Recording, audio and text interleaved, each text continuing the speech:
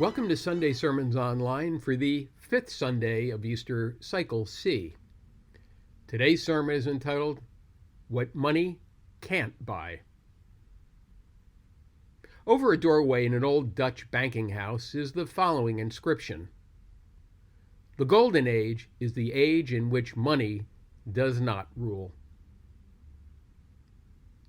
One of the surest ways most everyone will know whether we are Jesus' disciples is our attitude toward money. The character of a society will, in large measure, be determined by the place assigned to money in its hierarchy of values. And the same is true of individuals. To a large extent, our character will be measured by how money fits into our value system, why we want it, how we get it, and what we do after acquiring it. Before his untimely death, spiritual writer Thomas Merton expressed great concern about the problem of money in our society. He said, "As a nation, we have begun to float off into a moral void.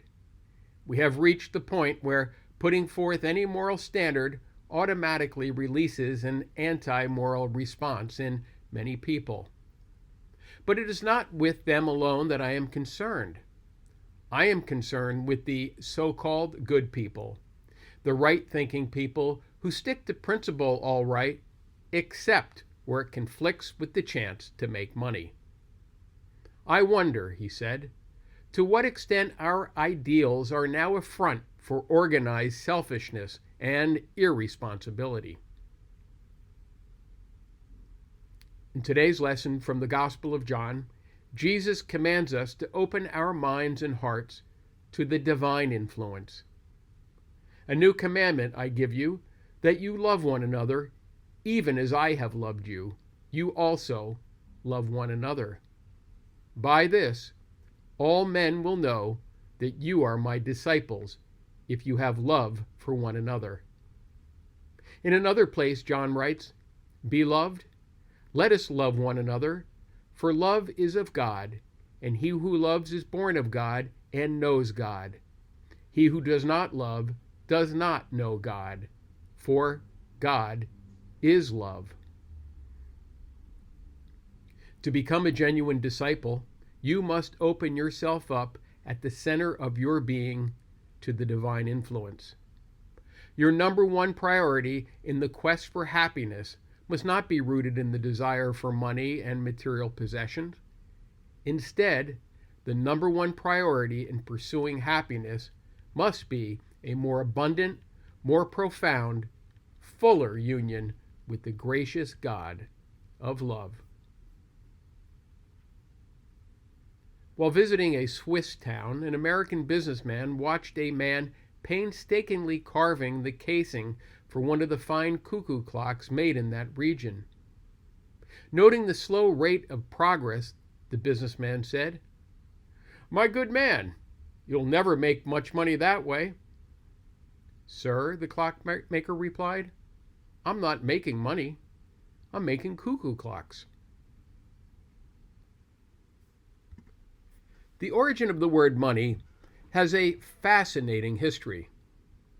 In Roman mythology, Juno Regina was supposed to be the wife of Jupiter and the queen of the heavens. Juno assumed many characters and had many divine responsibilities. She watched over all women and guided them through marriage rituals.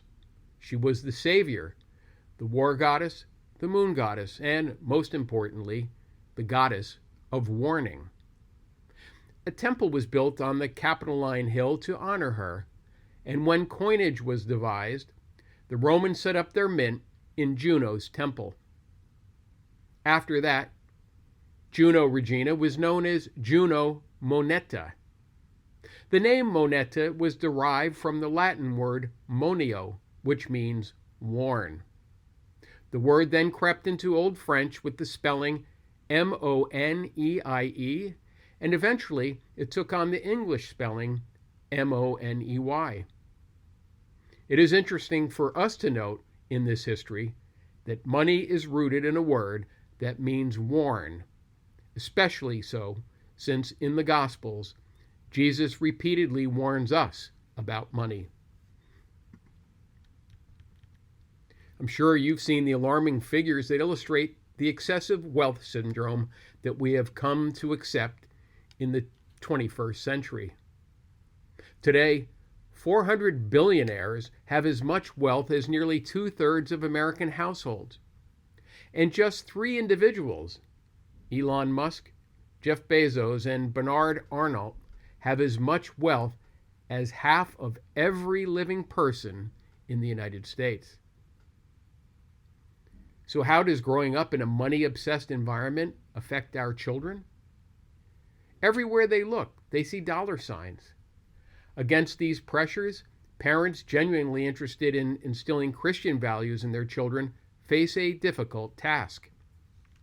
Whether deflated, inflated, or otherwise, the dollar is God, even for the very young. Destroying that theory and replacing it with another based on gospel truth isn't easy. Jesus clearly warns us against the money is God spirit of our time. He warns us against placing money at the top of our hierarchy of values. No servant can be the slave of 2 masters, he says. He will either hate the first and love the second, or treat the first with respect and the second with scorn. You cannot be the slave of both God and money. Notice, however, that Jesus does not condemn money as intrinsically evil. Instead, he condemns the love of money as evil. In the New Testament language, the love of money is the root of all evils. Jesus also warns us about money in many of his parables. For example, he tells us of the story of a rich man who hoarded his possessions. His farm was producing so abundantly that he ran out of room to store the crops. He is wealthy. He's set for life. And then he wonders about what all his money means to him. And in the process, he describes his hierarchy of values. All that money means to him is that he can take things easy, eat, drink, and have a good time. In other words, the number one priority in his life consists of things that money can buy. But God says to him, "Fool, this very night the demand will be made for your soul. And this hoard of yours, whose will it be then?" So it is when a man stores up treasure for himself in place of making himself rich in the sight of God. We make ourselves rich in the sight of God by giving priority to things that money can't buy. We make ourselves rich in the sight of God by giving priority to Jesus' new commandment. Love one another, just as I have loved you, you also must love one another. By this love you have for one another, everyone will know that you are my disciples. The English journalist, poet, and novelist Rudyard Kipling once addressed the graduating class of McGill University in Montreal, Canada.